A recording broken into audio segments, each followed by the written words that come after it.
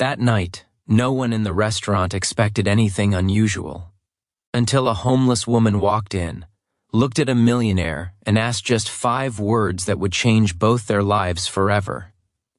The restaurant fell silent for just a moment when she stepped inside, not because anyone said anything, but because everyone noticed. Her shoes were worn thin, her coat hung loose and tired, and her hands trembled slightly as if they carried the weight of too many winters. She paused at the entrance, eyes scanning the room not with hope, but with hesitation, like someone who had already been turned away too many times. And then, in a voice so soft it almost disappeared into the air, she asked, "Can we sit here?" At a corner table, a man in a perfectly tailored suit looked up from his meal. He was known in the city, a millionaire whose name appeared in business magazines and charity galas. For a second, their worlds collided in silence. Then he said, "Please do. Before we go deeper into this story, take a moment. If you believe in kindness and second chances and in the quiet power of humanity, make sure to like this video, share it with someone who needs a little hope today, and don't forget to subscribe to the channel for more stories that touch the heart. And in the comments, tell me, do you believe one small moment can change a life?" She didn't sit immediately. People like her were used to tricks, to cruel jokes, to being told one thing and shown another. But something in his tone, calm, unforced, without pity, made her take a step forward, then another, until she slowly lowered herself into the chair across from him, as if afraid the moment might vanish if she moved too quickly. Her name was Eleanor. Once, years ago, she had been a teacher. She had a small home filled with books, a garden that bloomed every spring, and a life that made sense. But life has a way of unraveling without warning. First came illness, her husband's, long and expensive. Then came the bills, the debts, the quiet selling of everything they owned just to buy more time. When he passed, the silence that followed was heavier than grief. It was emptiness. It was survival. The house was gone within a year, then the savings. Then, slowly, everything else. Now she carried her life in a faded bag and walked streets that never remembered her name. Across from her sat Daniel Hayes, a man who had built his empire from nothing, or at least that's what people believed. They admired his discipline, his sharp mind, his ability to see opportunity where others saw risk. What they didn't know was that he recognized something in Eleanor the moment she spoke. Not her appearance, not her circumstances, but something deeper, a quiet dignity that no hardship had managed to erase. He didn't ask her why she was there. He didn't question her presence. Instead, he simply ordered another meal and slid it gently toward her, as if it were the most normal thing in the world. At first, she hesitated again. Pride is a strange thing. It survives even when everything else falls apart. But hunger is louder. Slowly, she began to eat.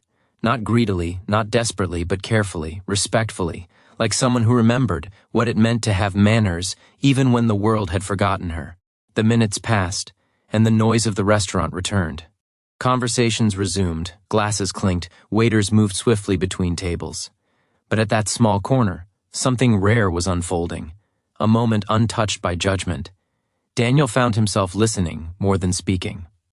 Eleanor's words came slowly at first, like a locked door opening one careful inch at a time. She spoke of her past without dramatics, without asking for sympathy. She didn't paint herself as a victim. She simply told the truth. And somehow that made it even more powerful. As she spoke, Daniel felt something shift inside him. He had spent years chasing success, building wealth, proving something to a world that had once doubted him. But sitting there, across from a woman who had lost everything and still carried herself with grace, he realized something uncomfortable. He had built a life full of achievements, but not enough moments like this. When she finished eating, she quietly thanked him. Not with exaggerated gratitude, but with sincerity. The kind that stays with you long after the words are gone. She gathered her bag, preparing to leave the way she had come, unnoticed, unimportant. But Daniel stopped her, not with a grand gesture, not with a dramatic offer, but with a simple question. Where would she go next? The question lingered between them. It wasn't just about location. It was about direction, about future, about whether she believed there was still a place for her in the world. She didn't have an answer. And that, more than anything, stayed with him. That night, Daniel couldn't sleep. The city lights outside his window stretched endlessly, a reminder of everything he had built. But for the first time in years, it didn't feel like enough. He kept thinking about Eleanor, not as a stranger, but as someone whose story had intersected with his for a reason. The next morning, he made a decision. Not impulsively, not out of guilt, but with intention. He began searching. It wasn't easy. The city was full of people like Eleanor, invisible to most, overlooked by systems that moved too fast to notice. But Daniel was not used to giving up. And when he finally found her days later, sitting quietly on a bench in a park, the relief he felt was unexpected and real. This time, he didn't just offer a meal. He offered a chance, a small apartment, a temporary job at one of his community centers, a place to begin again. Eleanor didn't accept immediately. Trust, once broken too many times, does not return easily. But Daniel didn't rush her. He gave her space, time, and something even more valuable, respect. Eventually, she said yes. The weeks that followed were not easy. Starting over never is. There were moments of doubt, of fear, of wondering if it was all temporary, if it would all disappear again. But slowly, piece by piece, Eleanor began to rebuild. She worked at the center, helping children with reading and writing. At first, her voice was uncertain. But then something remarkable happened. It came back. Her confidence, her purpose, her identity. The children loved her, not because of her past, not because of her story, but because she cared, deeply, genuinely.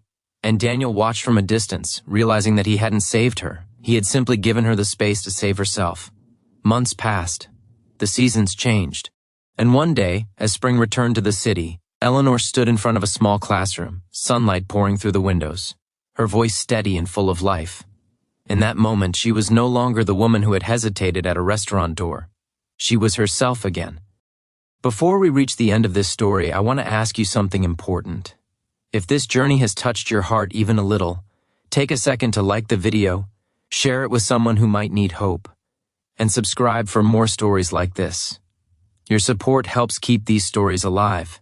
And here's a special request. In the comments, write "Kindness lives" if you believe moments like this still exist in the world.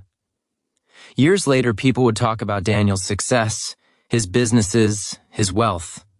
But when he was asked about the most important decision he ever made, he didn't mention any of that.